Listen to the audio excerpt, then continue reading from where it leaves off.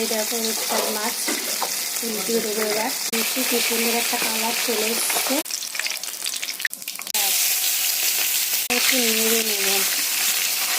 ঝোলটা পটল দিয়ে রান্না করবো, পটল আলু দিয়ে দেবো।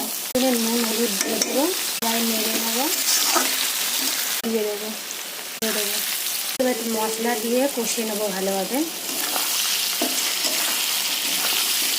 দিয়ে কষবো ভালোভাবে।